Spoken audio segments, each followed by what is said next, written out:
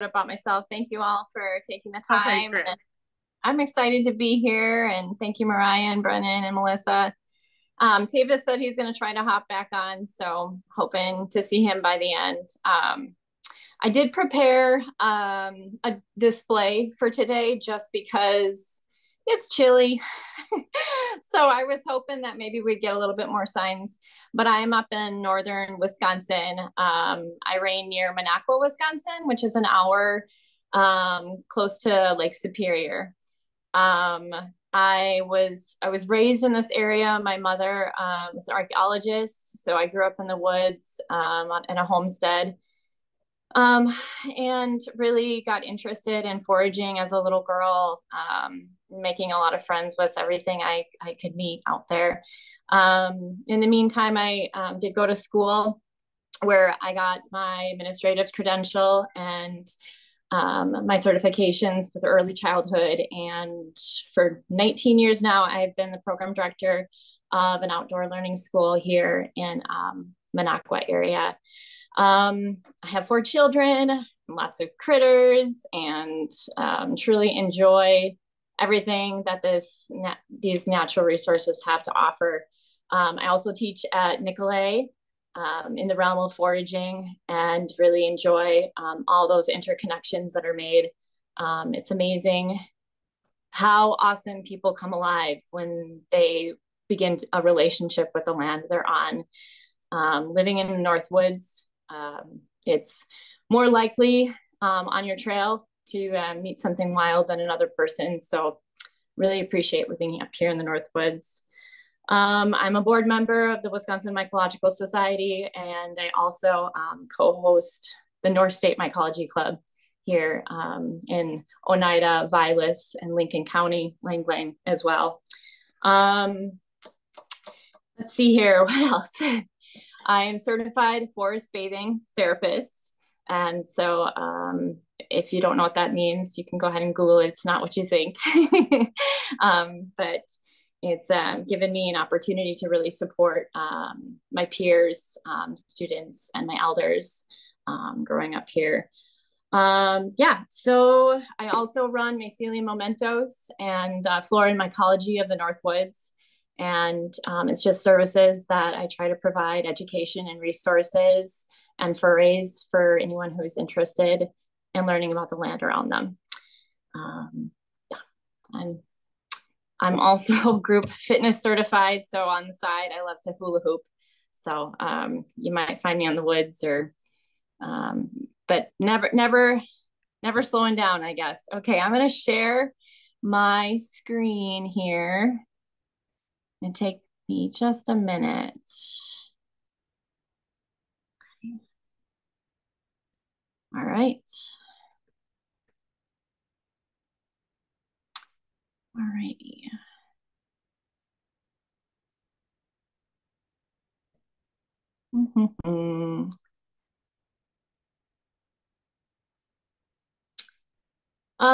So here's a QR code that you can use that would link you up to if you're in the neck of northern neck of Wisconsin. Flora and Mycology of the Northwoods is just a Facebook group. I'll give you a link to that. Okay, so where do we begin? So most of you are probably experiencing this snap where every day could be any season, spring, summer, even winter, fall. And so it's nice to be prepared. So we're just going to talk a little bit about what we can do before we head outside, gear, and just knowing your area and your land. We'll talk a little bit about the different locations and rules and laws that are going to tag along with that obligation of the land you're on. And I have some ideas of different types of apps that you can use to help you get a little bit familiar if you're going outside of your neck of the woods. I recommend Map My Walk or Onyx. I love Onyx so much; it's worth its weight. It is a subscription that can track locations, but then also it tells you what the land, who owns the land, and then you can get research on what type of trees are there, or what's the topography's like, if there's any trail systems, waterways. It's absolutely a really useful tool. It also can GPS and track. And if you are a mushroom hunter, sometimes you don't want to be tracked, but you want to make sure to get yourself prepared just in case of emergency. I like to have a paper map too if I'm out of the area as well. There are a lot of dead zones here in North Wisconsin. I like it that way, but you want to make sure that you have a plan B and you know what you're doing. Another option is All Trails, which is another free app, or just invest in some trail maps in your county.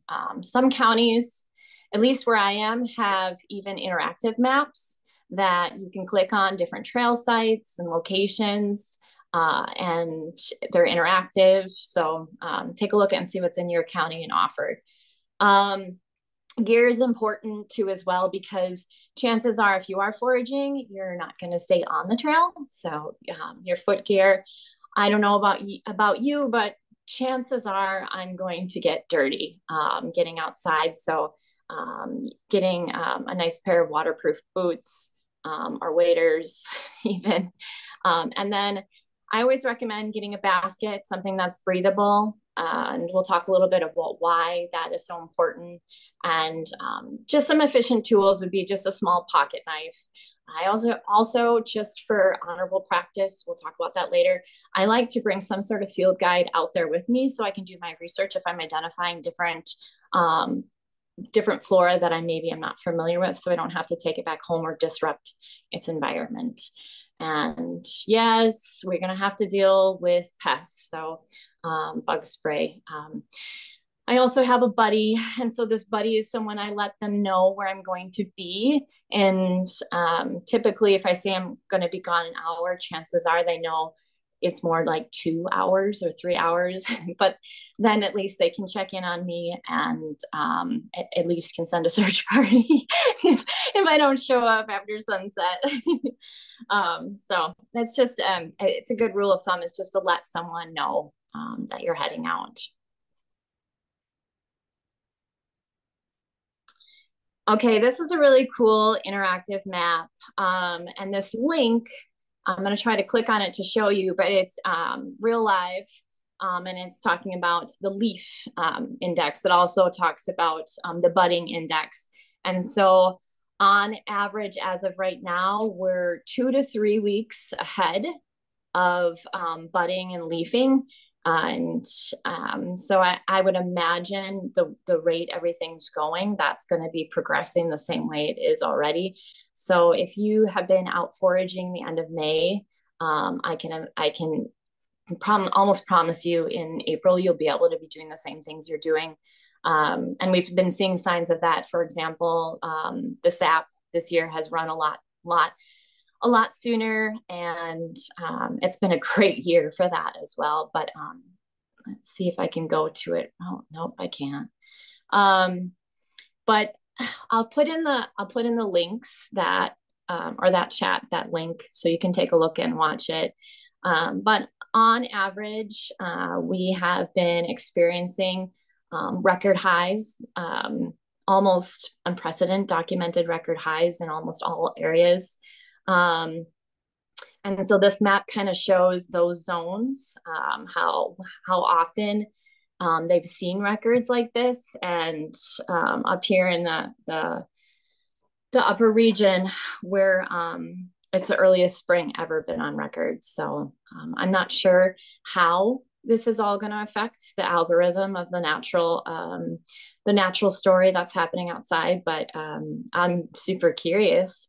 And also, if some of you are gardeners, I imagine a lot of us are hand in hand working with the land, whether it's tamed or wild. They finally have identified that the zones have changed. And so I used to be a zone 4, so you might want to take a look at it. It's amazing. And we've known this for years that it's changed, but it's definitely become warmer, and more things are able to survive through winter. So That's the average annual extreme minimum temperatures up to date since it's been documented. One other thing that you kind of want to research before you're out in the woods, when you get your list together, you're going to want to understand where these plants grow. And so, as you imagine with the climate changing, also the land is changing, the trees are changing. Some are adapting, some are evolving, and some are just getting wiped out. And so this is a good map of the vegetation in Wisconsin. You got a little small patch of the boreal forest up there and the last of the old growth in those little spots. And you can see that you've got the Ice Age trail and then the driftless region over there in the yellow and the savanna. And then above is pine forest. So as the woods have been changing with human impact and whatnot too, I imagine what we're foraging is going to be changing too exponentially as well. So we've been seeing a lot more species that we haven't seen, and a lot of native species are getting harder and harder to find and depend on.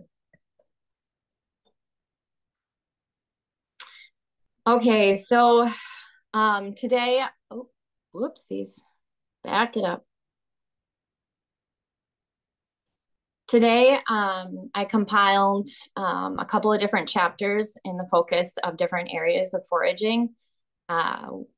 When I discuss the medicinal properties, that means that it may not be edible, but it may be an ability to extract some sort of property or quality with something that we're foraging. So I'll go over some of my favorites and some that are made available in all of Wisconsin and not protected yet. And we'll talk a little bit about why I think that it has to be a discussion that one of the reasons why I do these talks is honorable practice, honorable harvest, and appropriate methods that aren't going to be stressing out that species or the species it's attached to. Most medicinal mushrooms are attached to trees, and I had just brought up a little bit about some of the certain trees in the area that we're going to miss if things don't kind of slow down. So when discussing the parasitic mushrooms, we also have to think about their host as well, because typically those are really important things to be made aware of. So I was taught at an early age that spring medicinal mushrooms are the best time to harvest. And the explanation that was given to me was that the best description is the energy in the tree is in the root system during the winter, and then during the spring, all of those sugars kind of pump and activate into the buds to produce life. And so all of the properties that we receive from the trees are most concentrated during the spring as well. And the other reason is because if we harvest during the spring or fall, when it is still freezing out at night, we're not stressing the tree out as much as we would in the summer. Just like anyone who has a wound and they pick that scab, they're exposing that part of their body to pathogens. It's the same with a tree. When you're removing something from that tree, you're stressing out that tree by offering an opportunity for something else to infiltrate. And yes, some of these mushrooms are parasitic and are pretty much leaching from the tree, but at a slower rate than some of the other very detrimental pathogens that would intercept those wounds in the tree. So the best time to harvest, especially on a live tree, would be in the springtime. And the rule of thumb for me is between the sap running and the lilacs blooming would be when I would harvest my spring medicinals. The other reason is because time and time again, this is the time when people are getting really sick. They're run down. It's been a long winter. They're malnourished. And this is when we need our medicines. So that's why this is the time to forage. One of my good friends, Greg, gave me permission to share this Ojibwe food seasonal cycle. And I love this visual. And it kind of shows a little bit about the process, the natural rhythm of what to do while you're outside and foraging. So we're entering into the phase of Ziguan or spring. So we're doing our tapping of our maple sugar and even birch. We're starting to sow seeds, and we're able to collect our wild ephemerals. So this is where we are. And this is something too, he did say that if anyone wanted a copy of this, that I would be able to distribute it to you. So that's something I can offer in a synopsis at the end too, if you'd like a copy of that.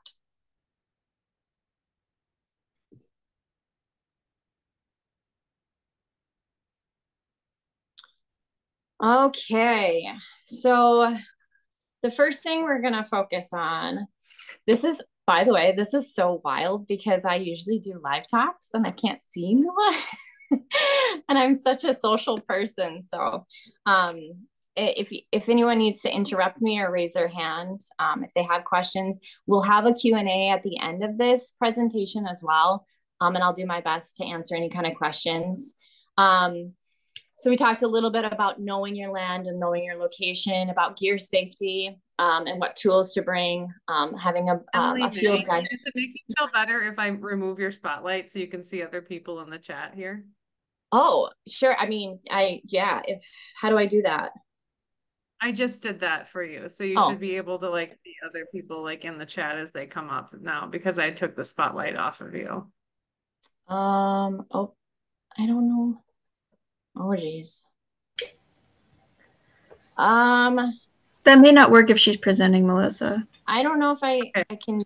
It's okay. I'm getting out of my comfort zone. Thank you. Okay. All right. I'll butt.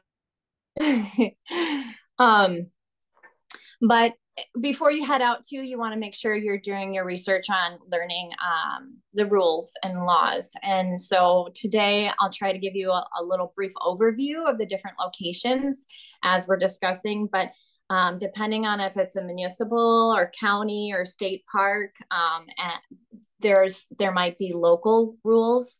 And then as far as state natural areas, there's prohibiting no foraging in most locations. So you want to be cognizant about that. State forest, if it's an edible mushroom, you're able to forage it. And the quid pro quo is right now we're talking about medicinal mushrooms. So they're not technically considered edible because they're full of chitin and other unsoluble materials. So you're going to have to learn how to distract them. And we'll talk about that too. So this is something you want to just be aware of, that you won't be able to harvest this just anywhere you go. And if you have private land, do what you may with it. Or if you have permission, that's another story.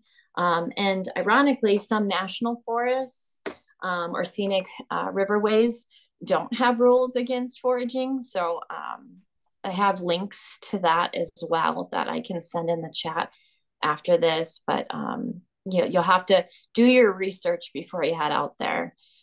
Okay, so in annual medicinals, I'm going to talk a little bit about the Northwoods reishi, Organoderma tusunga, or birch polypore, Fomitopsis petula, and let's see what else, turkey tail, chaga, and tinder polypore as well. Some of these are perennials and some of these are annuals. We're first going to talk a little bit about our annuals, and that means that the fruiting body begins about this time of the year and dies by the end of the season, fall. So, and then it sheds. So that's another reason why we want to forage during this time of year, is because we got our new freshies. And some of these freshies are actually, even though they are considered inedible, you can chew on them, and your saliva will break down and you'll be able to absorb them. Some of them don't taste too bad either. I love a little teeny tiny birch polypore, just a little one to chew on like gum.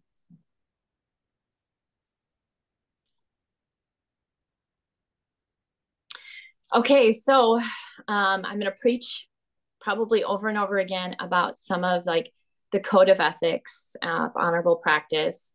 And by all means, I always beg everyone, if it's wild, it should not be commercialized until we have learned how to cultivate it.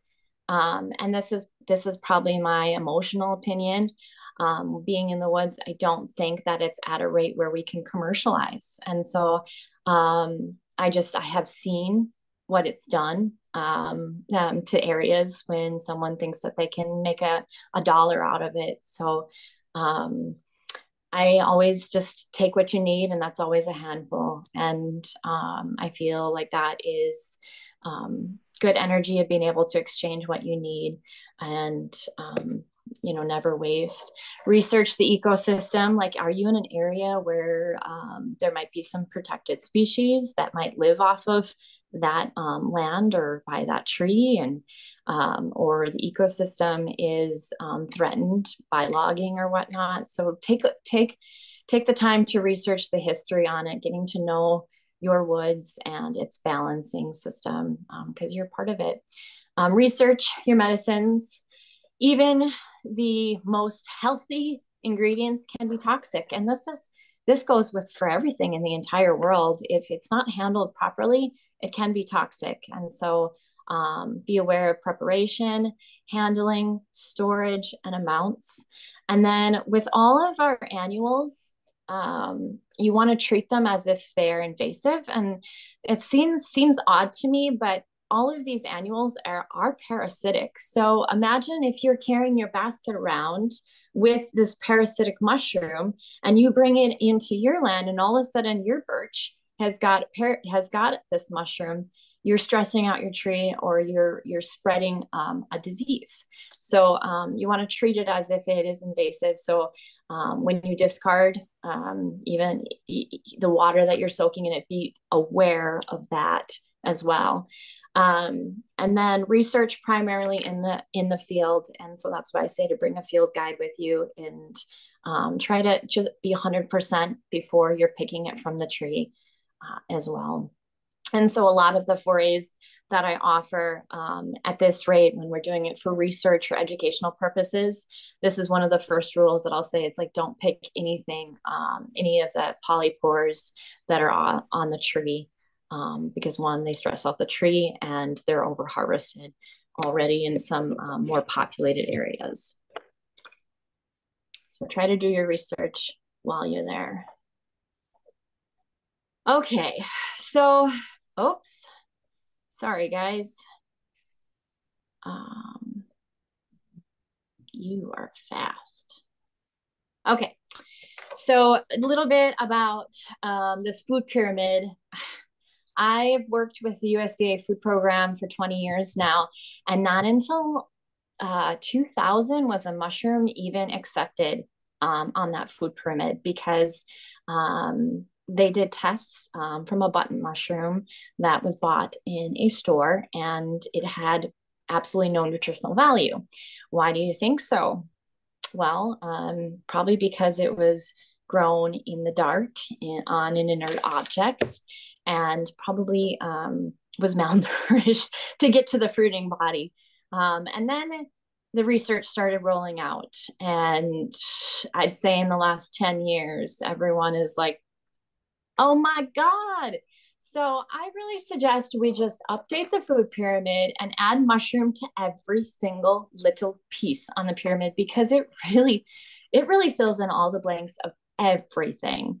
It's a high quality protein, high in amino acids, and it's high in fiber, B, C vitamins, D and E, minerals and trace elements, everything that our body needs. high in polysaccharides and antioxidants, and just a really great host defense potentiator. Not only that, but they've been known worldwide for all their medicinal properties as far as longevity, anti-cancerous, nervous system and mental function, antiviral, antiparasitic, and antibacterial, and even antifungal, which seems funky, right? And their emotional well-being and state of mind. And so this medicine is free, and it's here, right, probably right in your yard. So it's super exciting that this is something that we can actually take a little bit more ownership of our health and well-being. And yeah, and when it's in its full state of form too, instead of pulled apart, it really does activate your well-being.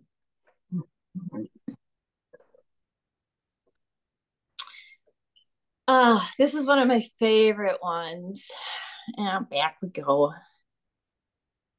You see me push that pause button. Come on. There's a picture of me with the reishi, and I didn't pick this one. It's just too beautiful, too glorious, too big, and I just didn't think it was right. The Ganoderma that grows around here, that almost on a molecular state looks like the reishi that's used in ancient Chinese medicine. It only grows on hemlocks. So you're going to have to find old growths and long-standing forests where you're going to find this reishi, and it's just so beautiful. While I'm speaking of breaking down the medicinal properties, if you're curious, the best literature I've ever found is called The Fungal Pharmacy. And it has chemical constitutions, it has the clinical studies, historical and current uses and cultures around the world, the homeopathic uses, the fungal essence, the microremediation and propagation behind some of the most famous medicinal mushrooms in the world. And I love it. It's been through the ringer, but it's a super useful book. And it's Robert Rogers. Excellent. Not cheap, but worth its weight. Reishi is really fascinating to me because it is in the world, and I've heard this a couple of times. It has the highest content of silver, believe it or not, but it also has a lot of different medicinal properties as well. It's antioxidant. It's considered the fountain of youth in Chinese medicine. You might see it at the store too as well. We've been able to cultivate this one. So just that's super exciting. And I mostly primarily make a tea out of this, and I'll talk a little bit about different types of extraction after I talk about the perennials and annuals. But it's just so beautiful, and it's really easy to identify. It's got like a lacquer polypore look to it, white pores underside, and like I said, it's a shelf that grows on hemlock, and not any other like dangerous lookalikes for it. Like I said, no bigger than your hand.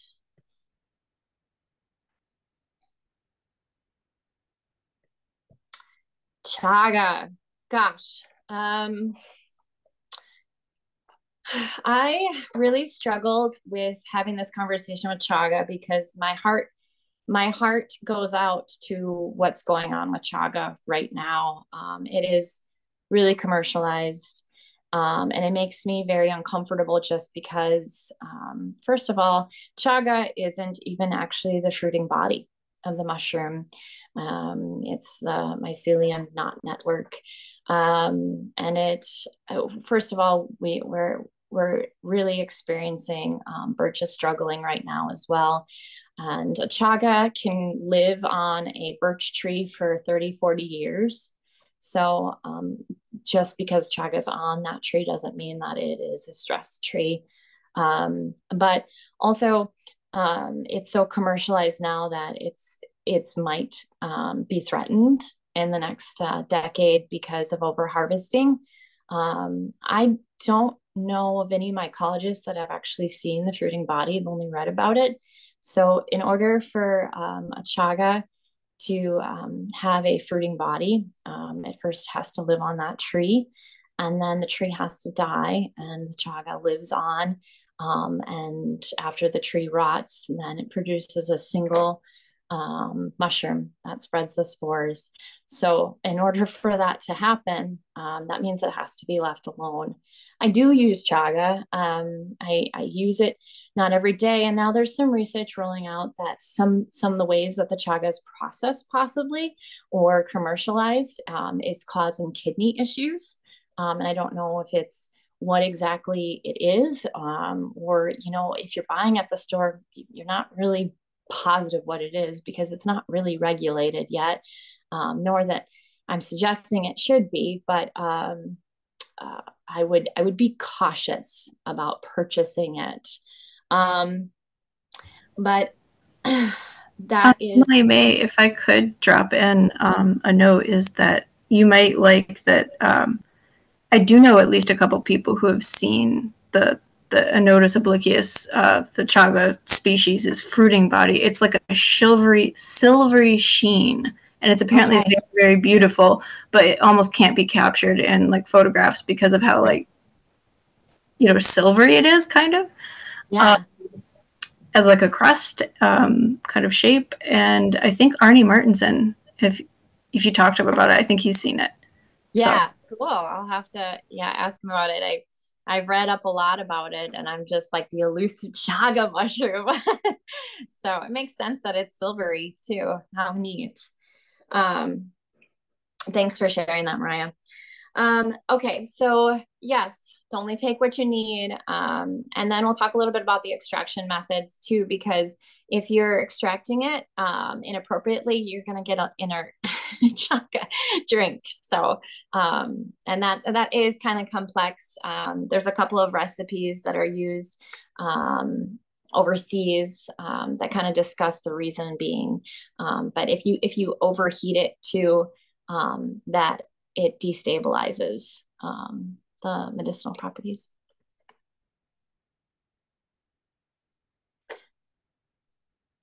So birch polypore and turkey tail, and then fometeris or tinder polypore are another couple really cool mushrooms. The birch polypore has always fascinated me.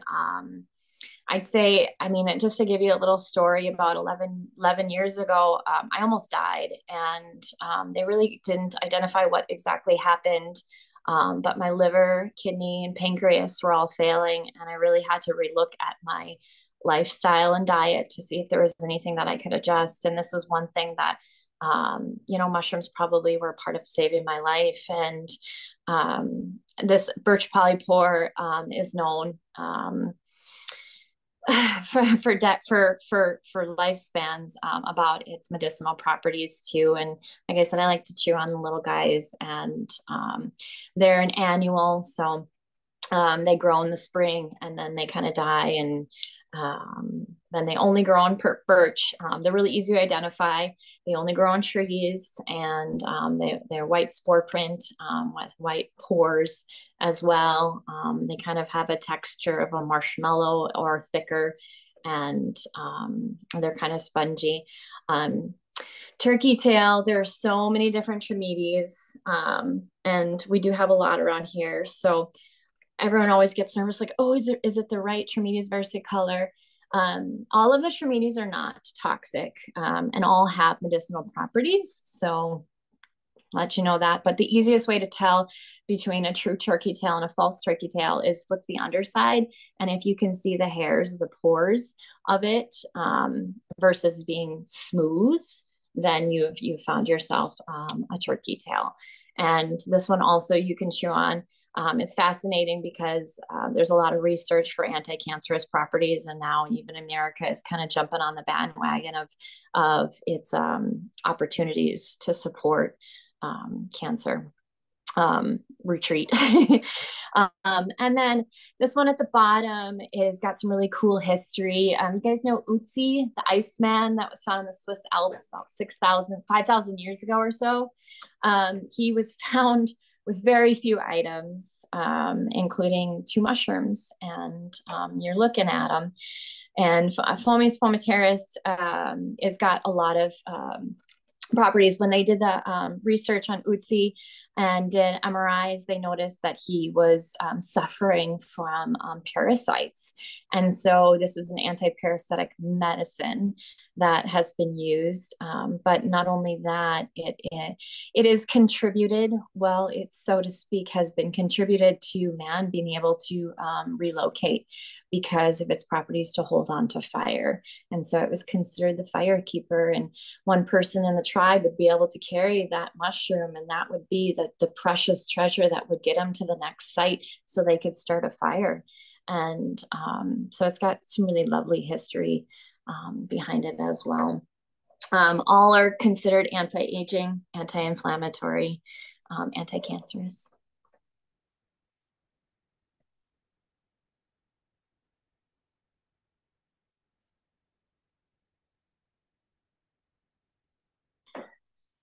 Okay, so now that I've just given you a brief overview of 6 different types of mushrooms, and we can talk a little bit more at the end too if anyone has questions more specific about those ones, but this is some of the methods that I use for extractions. I make a lot of tinctures and herbal remedies that I like to give away to friends and family and just hold on to, and sneak them in all of my kids' foods. But so there's different types: ingestion, inhalation, alcohol extraction, heat extraction, and dual extraction, which is the most potent. And so I'm just going to share with you the dual extraction because that will, that's a well-rounded type or version. So just when you open up a mushroom and you give it more surface area, you're able to extract more of the medicines from these mushrooms. So you want to pulverize it. I just have coffee grinders that I use. And in chaga in particular, like I said, you only get a handful. I put it in sock, and then I just take out my aggression with a hammer till I get my little chunks. And then once I got my little chunks, then I'll pulverize it. And that's with almost all the other mushrooms that aren't so tough. I'll just cut it with a pair of scissors into strips. And then I fill 1 mason jar with about 3 cups of the mushrooms that I can shove in there, and then do about 40% alcohol over that. So I make sure to submerge it because if there's air and exposure, and then mushroom too, other bacteria can take on. I'm going to rewind a little bit because I didn't talk about after foraging what we do with the mushrooms. Something fascinating I found out with almost all polypores is that they can be high in vitamin D. If you lay them out in the sun, pour facing up, and then they dry, you got to make sure that there's lots of air movement. But if they dry naturally with that sun, you also get the vitamin D. And I don't know about you, but I'm a little low on it right now. So that's usually how I dry mine, or I just use a dehydrator. And if I'm not going to be using them immediately, that is what I'll have to do. And their shelf life lasts a lot longer once you do dry them that way. So like if you were to keep them in the refrigerator or the freezer, you're going to have to use them right away. Or you're gonna have to use it out of the fridge within 4 to 5 days. And at the freezer, I don't know how much of that medicinal property is going to last after storage.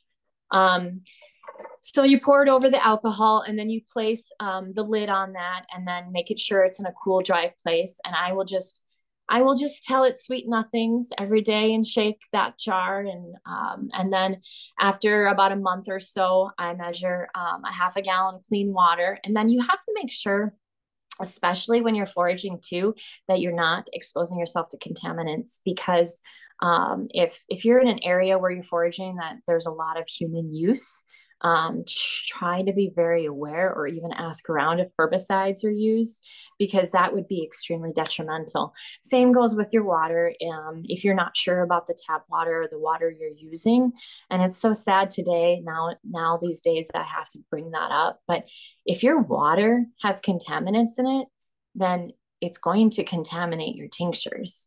So if you're not sure, you want to use bottled spring water, or stock pot your water, boiling it. That means 3 to 4 hours of boiling it and then letting that water stabilize.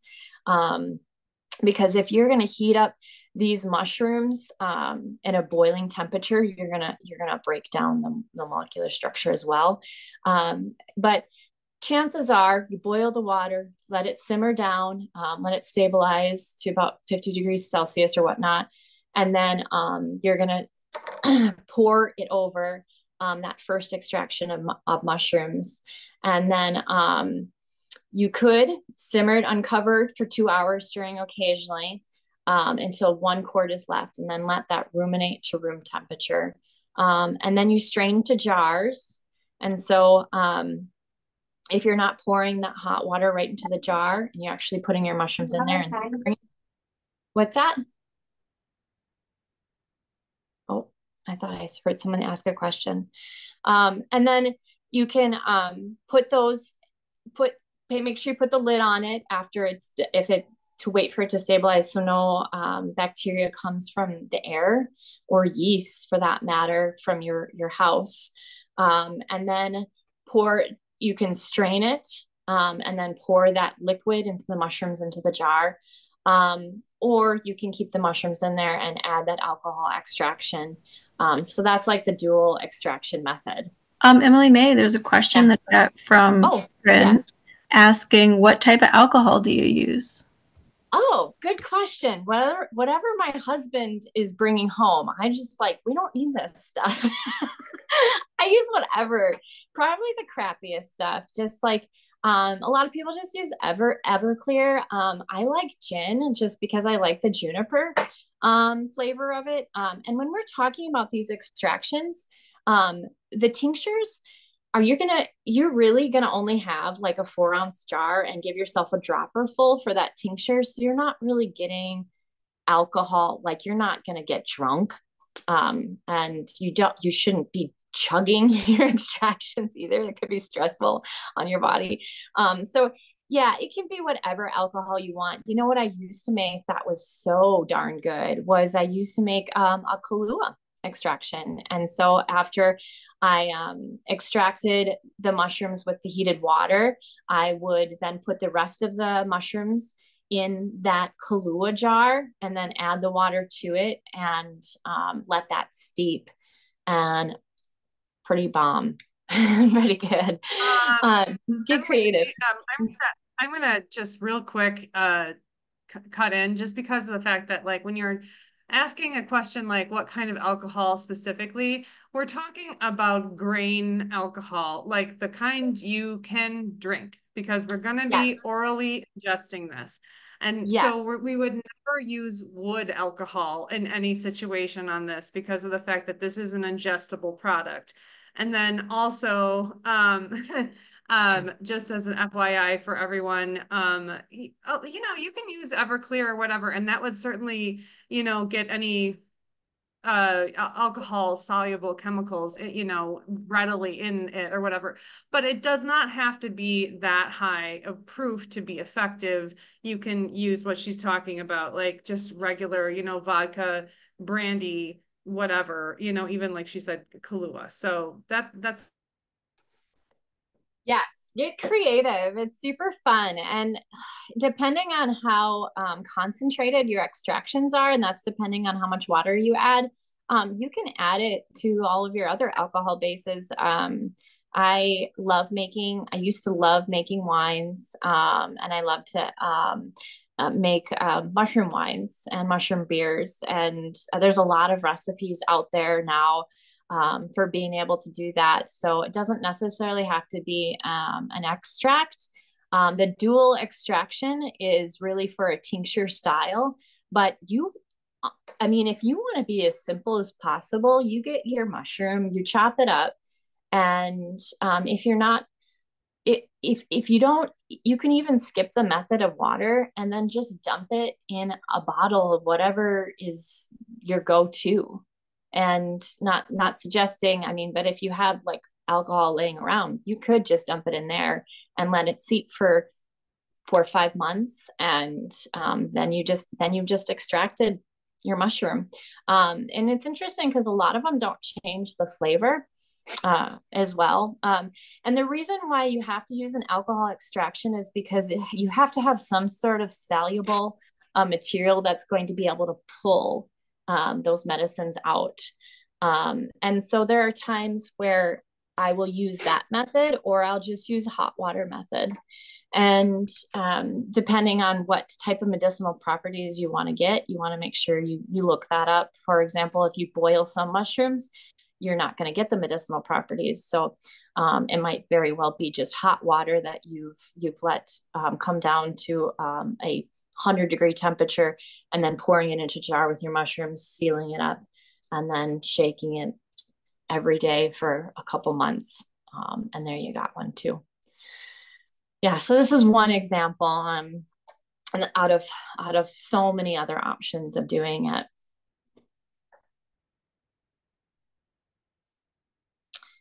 Are there any other questions on that? Okay. Yeah, all of those are really just amazing because they're adaptogenic mushrooms. So they really just fight, they just go on your side and support your body. And so now we're going to jump into tea time, and that is my favorite time. I like to forage for tea plants all year long, but I get super excited in the spring because a lot of those baby tendrils and those baby leaves and buds are so sweet instead of bitter.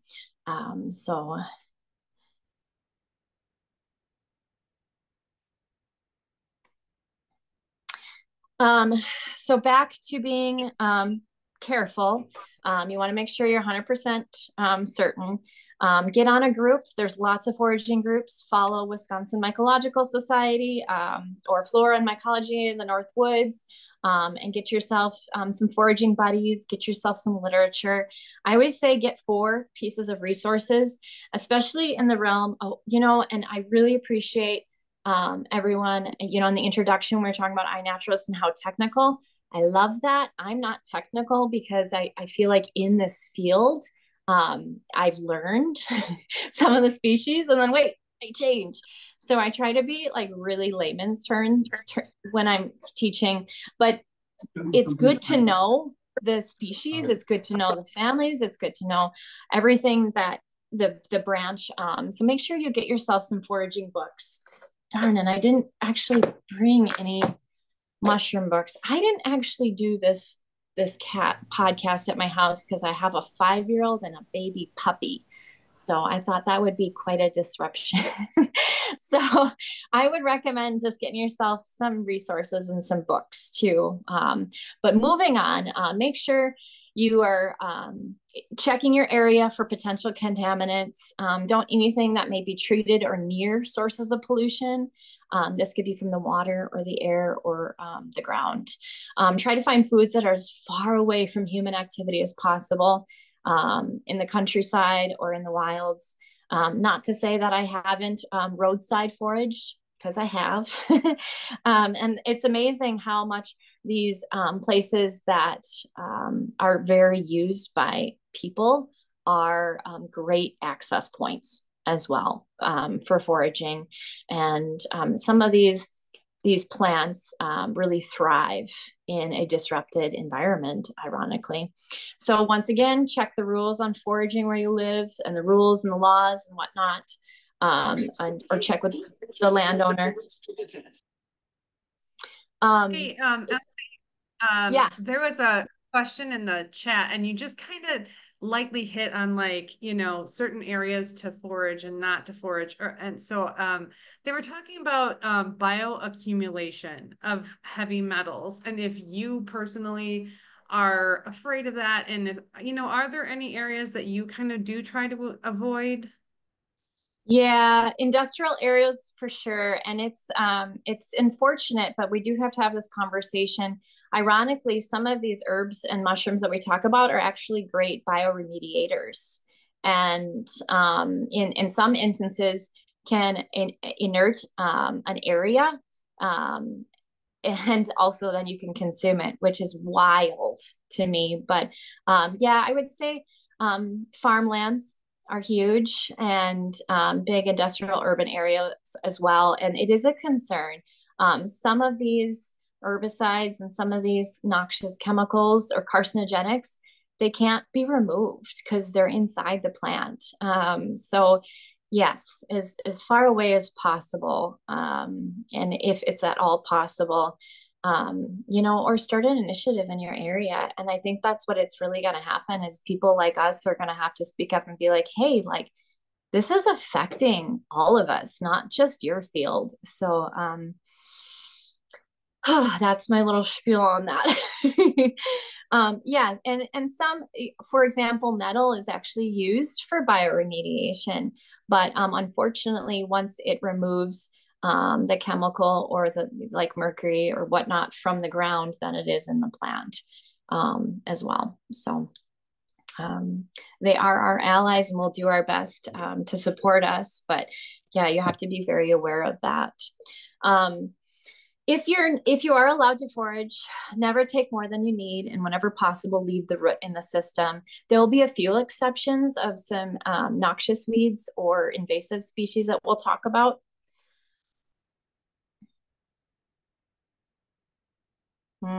Spruce tips, yummy.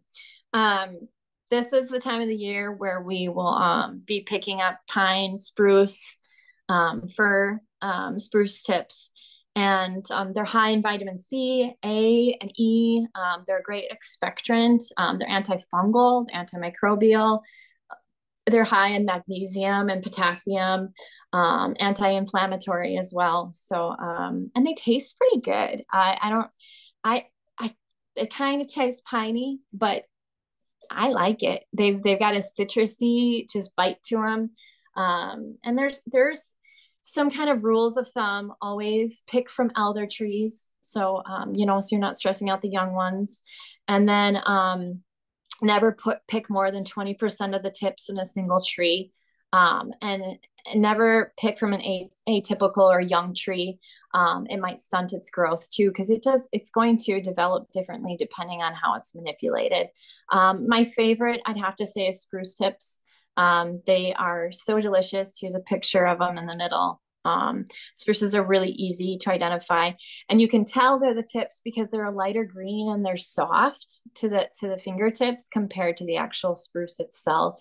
And these are used for desserts or toppings or teas.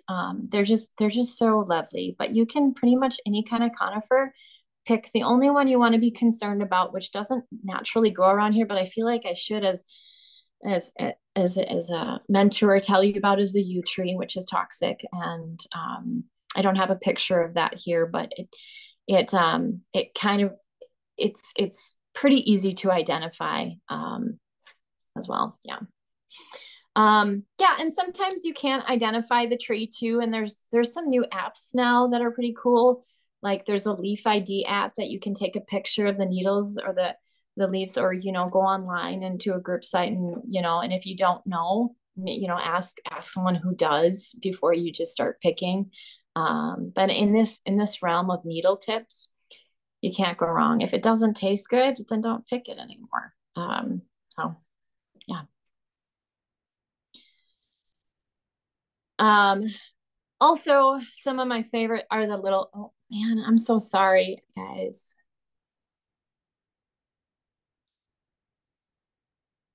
It's weird. It didn't save it as like an actual slide as a video instead. So I apologize for all that technical difficulties. So the spring has also got like a bounty of different leaves that you can harvest. And maybe this year you can identify them, but when you're out in the summertime and you're like, oh, there's a raspberry bush there. mental note, then go back in the spring and pick that raspberry leaf. Same with any of the other ones too, but raspberries are one of my favorite little leaf tips. And they're going to have their shoots here in the next month or two. And they've got like a light bitter and sweet flavor. They're really good for uric function and kidney function. And they're delicious in a tea. Nettle tea is also a really good one. If you have ever handled nettle tea, you know that it's not the most fun thing to touch. So they have like little hairs, little spines. You want to be careful.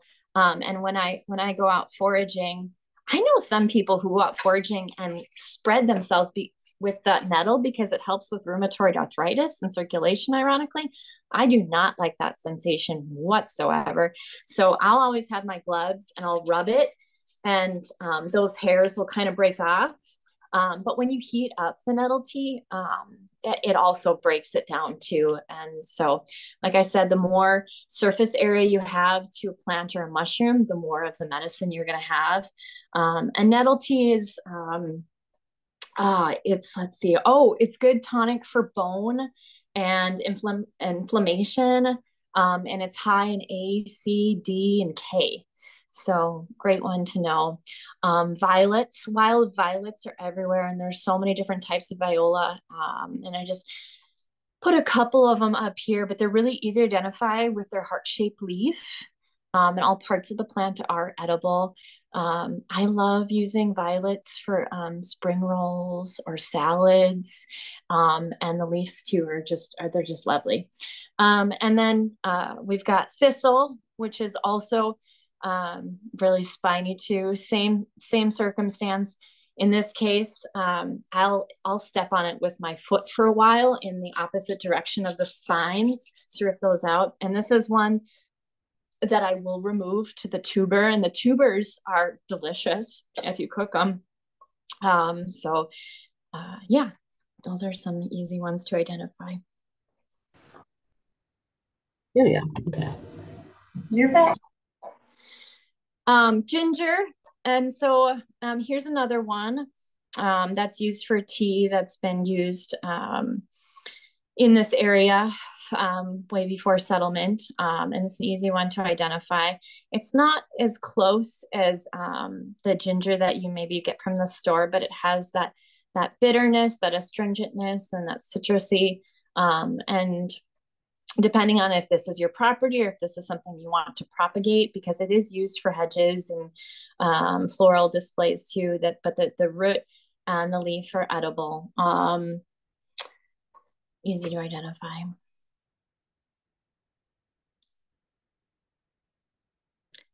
So this one, I feel like grows everywhere. It's easier to identify once you see it. It's got a 3-leaf separation than a 5-leafette. And this is the flower, which you won't see for a while.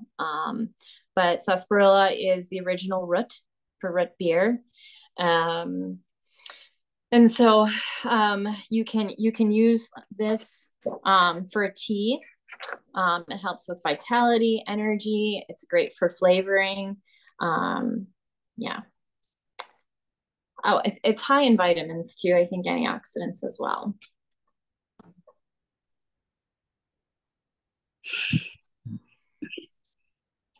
Dandelions. Everyone knows a dandelion. That gets such a bad rap, but they're so great. Everything about them. This is one that I would recommend removing the tubers. No one really appreciates them anyways. Once again, it's probably an urbanized area, so you want to make sure you're careful not to harvest if you think it's been exposed to pesticides or whatnot. One of my favorite, most popular wines they used to make is dandelion wine. It's so good. And so this is my daughter, who's 21 now. Is helping pick out, and it's just the fluff of the dandelion and submerging that with water, adding a little bit of sugar and some yeast to create a dandelion wine. And then up top is capers, and so this is what you are going to want to look for in the spring. They taste just like capers, and are easy enough to make. You really, all you need to do is you pick the heads, and usually if you get one of the little heads down below, there'll be a couple more of the little tight balls, and pick those. If they have the yellow fluff kind of protruding, then they're past their prime. So at first it'll be hard to spot them because they're down below and they haven't shot up. But once you got an eye for it, and you know who's really helpful for that? Little kids. They love doing this. Digging around to get them. And then you can submerge them in a vinegar, and you've got capers after a couple of weeks.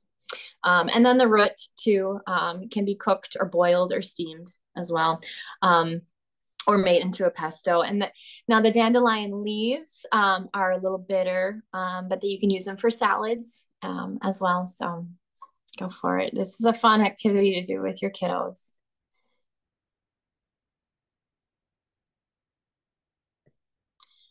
All right, so we're just jumping into the spring foods. Oh, I'm talking too much. I'm so sorry, but I'll try to be quick. So we what? just Yep. So now we're just going to jump into some of the spring foods that we can forage this time of year. Morels. Since we talked a little bit about that in iNaturalist, I won't go on. There are, I mean, there's like 30 different species. I think there's like 300 that people are debating about in the world. Primarily we have we have Americana, Almanaria, Prava.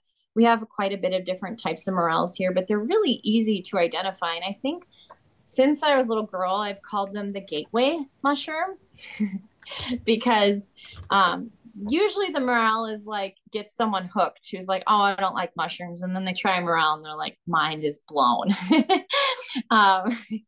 So they're great. And they grow up, they grow all in Wisconsin. There's several different species, and there's a couple of different like rules of thumb, but since there's so many different types, it depends on, the season. So iNaturalist, like, sounds like they have some really good like viewing sites. There was like the morelsighting.com too as well. And so, ironically, with all of our drought that we've had this year, I'm wondering if we're going to have a peak in morels this year and next year, because there's several specific morels that just grow after forest fires. So that might be one thing that you want to kind of just watch a little bit. Otherwise, dying elms, and so the grassy areas. So there's some types that grow around pines. I like to go to old train track areas, and for whatever reason, I always seem to find them there, in old orchards. My secret rule or cue, knowing that the morels are out in my area at least, is if the lilacs are in bloom, and then you usually can find some morels. Let's see here. They're considered saprotrophic and mycorrhizal, so they're an interesting species and sometimes elusive, and that's why they're just like so sought after. And they're one of the few ASCII mushrooms in the Merkel. But yeah, let me see if I want to. At night, the temperature typically is around 40 degrees, and then during the days, like 50 to 70 degrees. The soil temperatures, I think they have it down to an algorithm of like 50 degrees as a soil temperature. And the soil has to be enough moisture, but not too moist. So, and they do like sandy areas as well, especially if there's ash or aspen, oak, or a death in the trees or disruption. So, I'm just gonna try to hurry up more. So here's a little bit of the patterns. And the last on average, I think on average was, 4 to 40 forest fires. And now we've already, I think we were at 300 forest fires already, and it's not even considered peak fire season. So there's some maps that you can look at online. The WDR has a site for active burns that you can kind of ski in the area, the different burn sites. I just figured this would be a useful tool for people who are curious of checking the sites this year or next year. Some of the morels will pop up year one, and then year 1 and 2. So those might be areas that you want to check.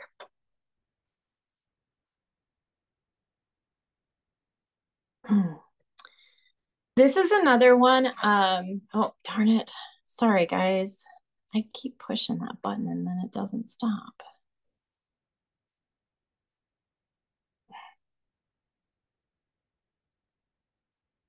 Okay, got it. So ramps are pretty popular.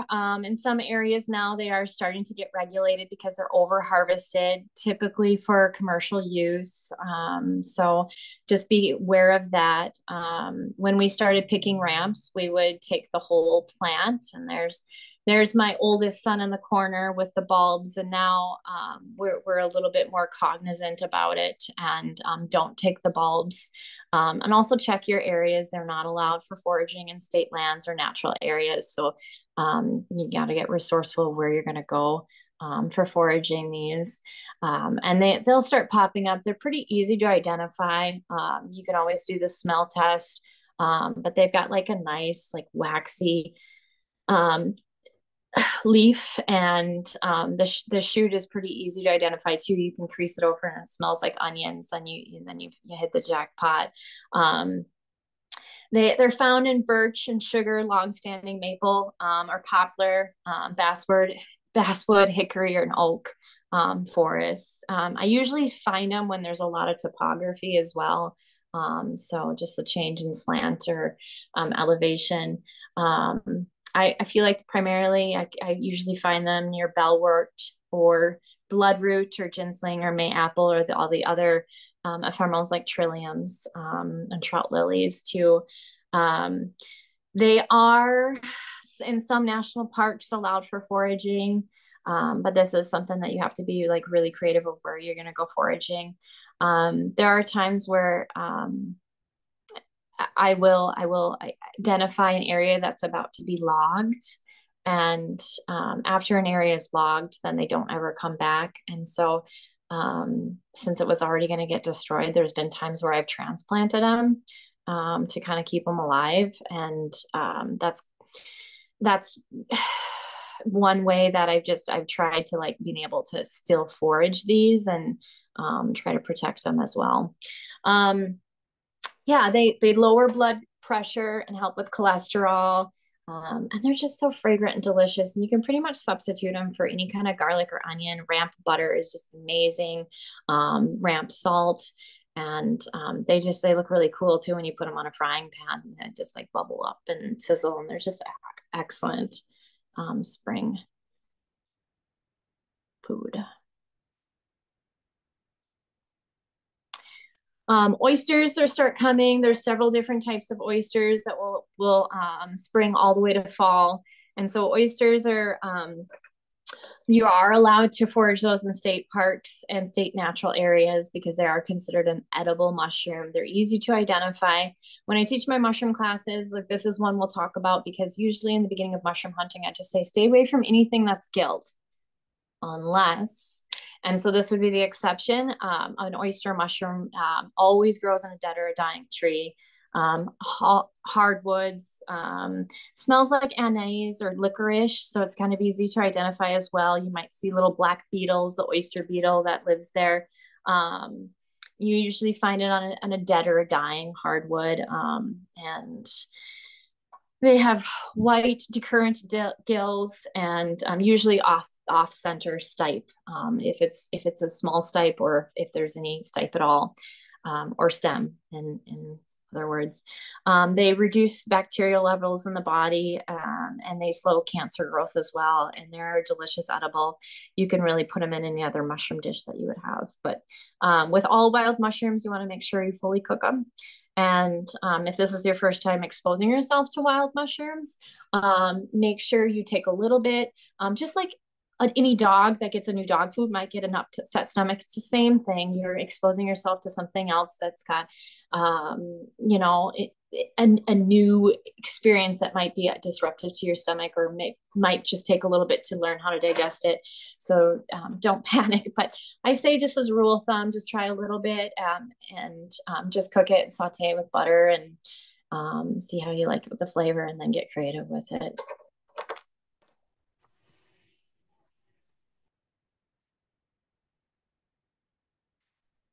Fiddleheads. These are great. If you like asparagus, then you like fiddleheads. I'm just going to talk about the one. There's several different types of ferns that are edible if you cook them. We're going to talk about just one in particular, ostrich fern, because it's really easy to identify. It's the first one on this black backdrop. It's the largest, and it's easy to identify because the hairs are actually like scales, a brown scale. And then on the inside of that stipe is a groove. And that's the only one that has that groove inside. And they're excellent if you just saute them. I like to saute them with some butter and then put them over any kind of fancy dish, whatnot. But yeah, you want to look for that groove, a smooth stem. And now when they start to unfurl and they get longer, they can have noxious feedback with eating. So you want to make sure to only eat them when they're unfurled. They're not going to hurt you, but they might give you a little bit of a stomach ache. So if they're closed up, then like these ones in this picture of my basket, that's perfect.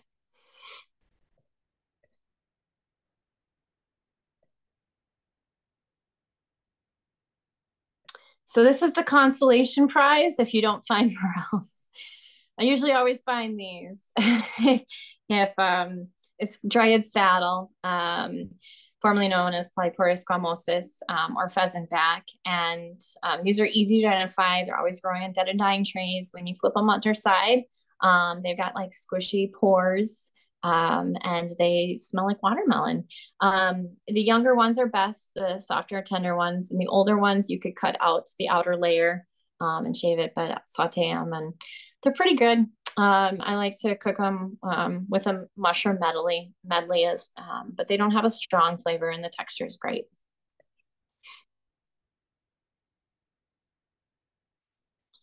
Cattails. So everyone knows what a cattail looks like. So they're actually, all parts are used medicinally and functionally. They're just a great, useful plant. The young shoots are like asparagus. So if you know where the cattail are growing, you can take a look and make sure you bring your waders too, because they're always preferring to be along shallow parts and sometimes in the deeper zones in the area. The young stems, if they're boiled, are delicious. The lower parts of the leaves, so the younger leaves, can be used in salads, and the tubers can be cooked. You can steam them, and sometimes people, I have not done it because I don't have the patience, but sometimes you can collect the pollen for a gluten-free flour substitute, and the flowers are like corn. So usually I know they've been used. The gelatinous substrate that cattails exude has also been used as an anticoagulant, antiseptic, and pain relief too, but they're high in nutritional value as well. And then garlic mustard. It's invasive, so let's eat it. Let's eat it all. It's high in A, B, and C. And so this is one, since it's invasive, I say, yeah, go ahead and pull the root. And so you kind of have to dig under, and it's got like this J-shaped root. So tools might help, but in removing it too, treat it as it is an invasive species too. So when we collect it at this age too, we don't have to worry about transferring seeds on accident as well. But they're great in stir fries. Pretty good. I'm trying to be quick with my slides, so I'm jumping really fast. Japanese knotweed is something that's really been a big mistake as far as, there we go. It was brought over here as decoration, and it's completely decimated areas too. It just chokes out the life of any other native species. A lot of research on Japanese knotweed has been fascinating to me as far as its fighting of Lyme's disease, and Lyme's disease going up to. I'm curious if there's going to be more research in America, because we really are struggling with figuring out ways to treat Lyme's. Japanese knotweed is kind of tastes like you peel the stems and it kind of tastes like rhubarb. You can pickle it and ferment it. It's pretty darn good. It's got high antioxidants and the medicinal property called reversitol, which is like the same that we talk about when we drink our red wine, like, oh, it's got reversitol, it helps with anti-cancer. So same thing, but it's a lot higher concentrate of it. It's really aggressive, so really be careful with transferring it. And if you don't recognize it now, it's something that you can take a look at what it looks like. And by fall, it'll be 10 to 15 feet tall. And the shoots are like hollow like bamboo, really easy to identify. But this is also one thing you want to worry about if it's in an urban or a city area. Make sure that that pesticides aren't used on it, because people are struggling to control this weed.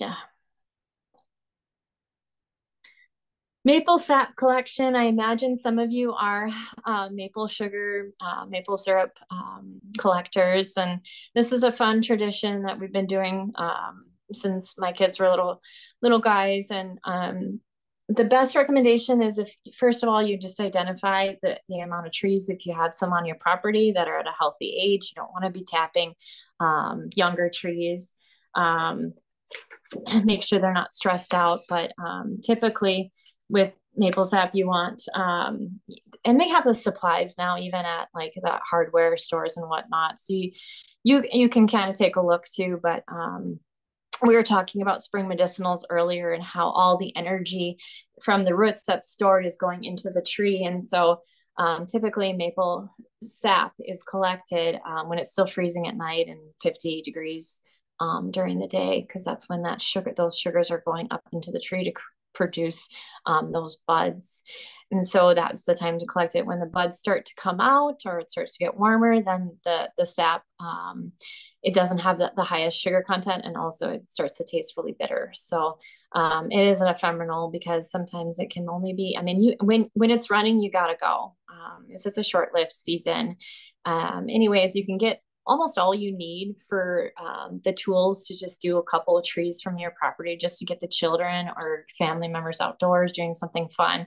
And so the spigots typically are kind of facing upward when you hammer them in, and 3 to 4 inches deep. And then I believe it's like 3 to 4 feet above the ground that you put those spigots in. And throughout the day, the sap will run stronger. And so you'll have to collect it and check it on some days. Those buckets and bags will be filled within half a day. So you want to check it and maintain it. And then when you're done with it, remove the spigot so that doesn't stress out the tree. The next steps, the easiest method that I've learned with, busy family is we've done all of it, like the big complex operations, and help friends who have big operations.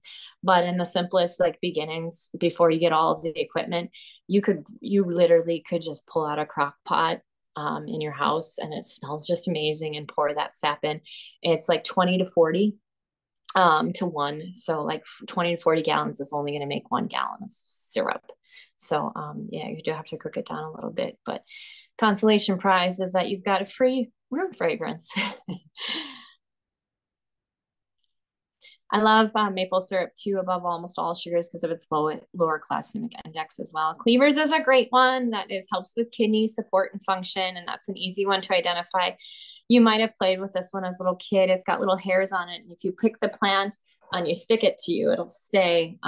It's got a slight bitter taste, but when you pick it young, springtime, it's sweet, and it can be used for teas or stir fries or salads. All right.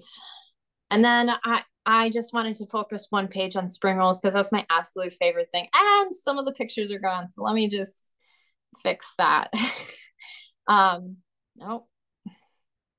So spring rolls are just a fun thing to do with your family. I don't know why that's in there. There we go. And so this is some of the other things that you can harvest and use for your spring rolls. Lilacs are edible, daisies are edible, wood sorrel is edible. You can cook your fiddleheads and put those in there, and wild violets and leeks and asparagus. And yeah, get yourself some rice paper and let the youngins roll them up and eat them. And it's always a blast to do that.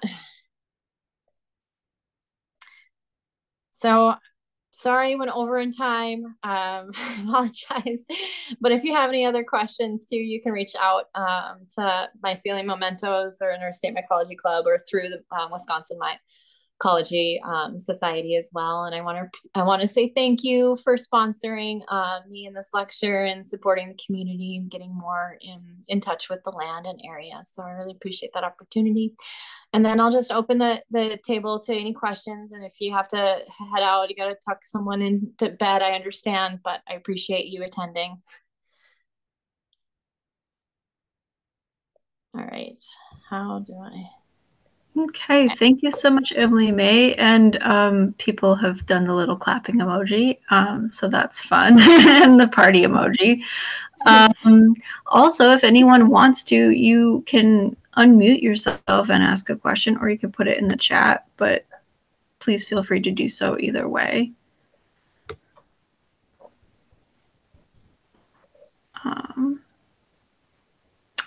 I did have one kind of comment was we were talking about the wild ginger, and earlier we were talking about like things that you could certainly like, oh, you rightly kind of pointed out that if you over ingest certain things, stuff that is medicinal can easily become toxic or, you know, not good for either people in general or maybe a specific person, and to like keep an eye on that just because you've heard something's medicinal is to not like start eating mass amounts of it. And definitely wild ginger is one of those. Mm-hmm. I learned that not exactly the hard way. I didn't have to experience it, but I was like, oh, I foraged all this. And somebody said, are you planning on eating it? And I was like, yeah. And yeah, I heard back like, oh, your kidneys will not thank you. Mm. So, and that was before I, you know, was practiced in looking things up before forage, which is the right order. Yeah, the root is mildly toxic as well, so I don't recommend collecting the root. It was used in historically it was used, but yeah, it can be dangerous. It can be used also as like a poultice to treat wounds, and it's antibacterial as well. So yeah, gotta be careful. Yeah, so we do have some questions in the chat now, and one of them is from Becky Hovind about what is like the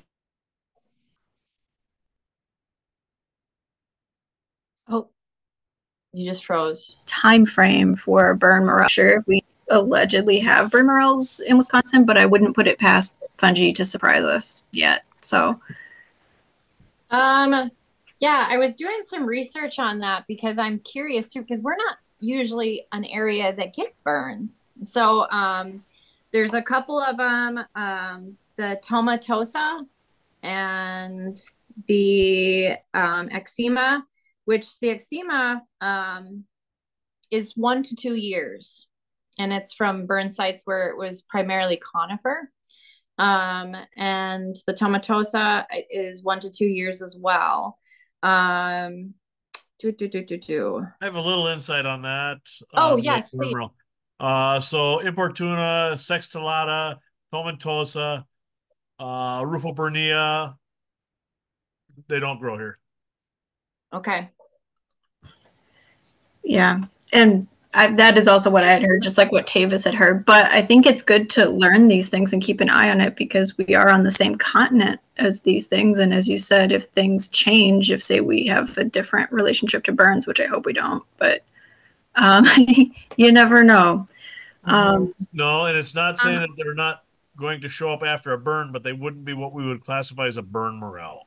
Okay. Is there just like a qualifying, like one? Well, morel at its fruiting stage is going to be saprobic, saprotrophic, saprophytic, however you want to say it. Eating dead stuff. Have a lot of dead material there after a burn. So there's certainly potential for them to appear, but it's not the 5 or 6 species that we would call burn morels. They just won't grow here. We're not going to see them in the in the forest fires of the western United States. Okay. So there's a question before that in the chat that was asking for your particular recommendations about books about plants and mushrooms. Our Midwest, let's see here. There's the well, what do you guys recommend? I'm trying to think. There's the Northwest mushrooms, which is a really easy small pocket guide I really like. That one is like a go-to. Simon and Schuster is also a really, really nice one. What do you guys recommend? The Baroni book. Yeah, I already put that in the chat. So, and I linked it for anyone who wanted to take a look at it. Yeah, I would say that Baroni book, and for fungi, if you really want to get into like a specific area of fungi, look up like best books for boletes, or like there's a good book out for boletes, but always by regional. Yeah, always look to see if you can get a regional book instead of a big book, unless you're someone that travels a lot. Because the more regional it is, the more specified it will be. There's another question as well that says, do you like to use fresh leaves or dried? And how many leaves at a time when you're making types of tea? Fresh is always great. Although a lot of leaves will be more concentrated and stronger if you do dry them. So typically with ephemerals, I never collect enough to save. They're just ephemeral, right? So I'll just collect enough for the week and just steep them right then and there.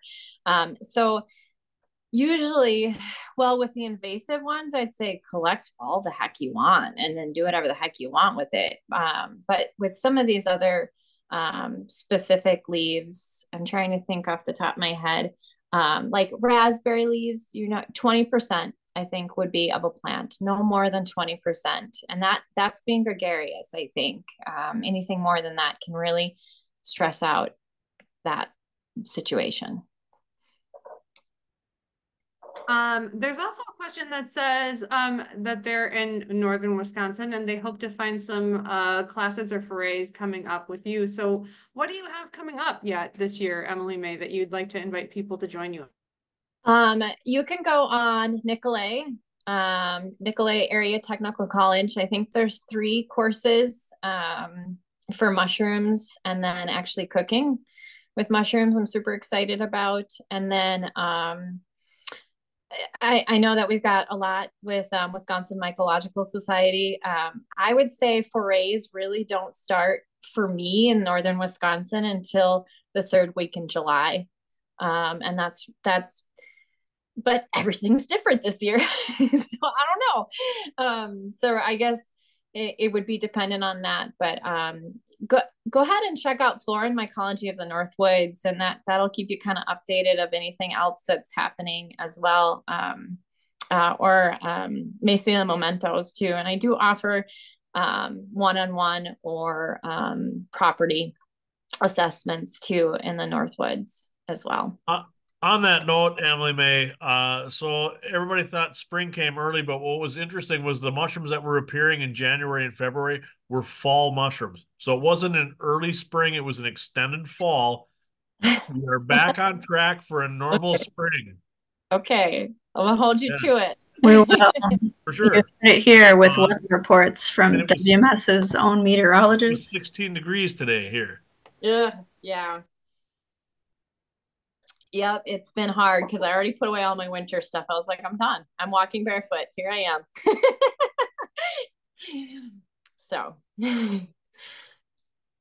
Oh, I just remembered. I don't know if you've heard this, Emilymae, so you could tell me if you have, but we were teaching in our class that a good way to harvest chaga, if you're going to harvest it, is to hit with a hammer and break along fracture lines instead of trying to like saw it, both for not.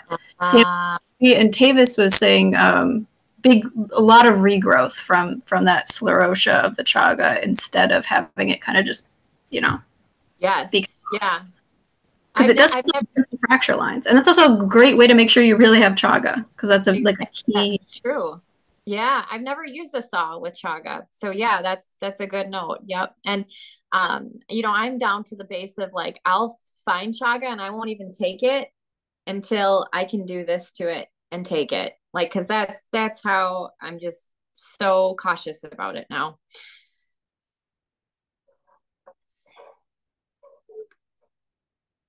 Yeah, one of my ways of doing this is to just hold myself to processing it, you know, like, and for my use or for a friend or something, and it's like, if you notice that you have backlogs of things, it's time. It's time to think about it. Yep, don't hoard the chaga. I would say as like a kind of a last highlight, Emilymae, one of the things I really loved about your lecture tonight, amongst a lot of things actually, was the fact that you went over several times, like only take what you need. Only take what you need. Like take the things that you're going to use. And that is something that our group has become kind of more and more adamant about as we're going into the woods, to sort of like the do no harm philosophy, and making sure that we're not removing perennial polypores and stuff like that that grow multiple years. And we try to encourage people to learn about that, unless you're going to use it for a very good purpose, you know, and at that point, you know, go ahead and take that Ganoderma applanatum if you're really going to use it for something that you think is important. But otherwise, you know, doesn't really make sense to just go into the woods and hack things up for no reason if you're not going to use them, you know? So, yeah, I really like that. I think that was very poignant, and I thank you for that message. It was lovely. Well, On that note, with harvesting perennial polypores, it's also the damage you're doing to a living tree. Yeah. Yeah, the tree can produce seeds. Even if the tree is doomed, it can still produce seeds, which is fodder for wildlife and potential new growth. So it's not just the mushroom that could grow longer, it's the injury to the tree that's supporting that life. Right. And you're exposing it to other pathogens too. So it's not even just, yeah. And I just want to say too, like that is one of the reasons why I love being affiliated with Wisconsin Mycological Society, is because I think education is our best key with just pretty much anything. And the more people that are aware and cognizant and have set intentions before they head into the woods, the less damage is going to be done by bringing a whole basket back and trying to figure it out, laying on the table side. Yeah. So yeah. And there is another question in the chat. What is your vinegar of choice for daisy caper? Well, I used to make my vinegars, so you can make vinegar pretty much out of anything. But it depends on it, like if you want it to be in a dessert caper, or if you wanted to do like chicken and caper. And a tarragon vinegar is really good, or just a wine vinegar, so good. Or blueberry vinegar if you're going to use these capers for some sort of like, you know, dessert topping. That's fancy. Yeah.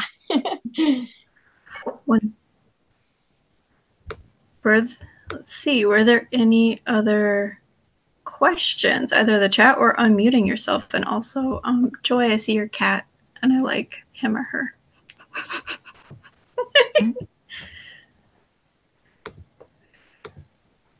Yeah, let's see.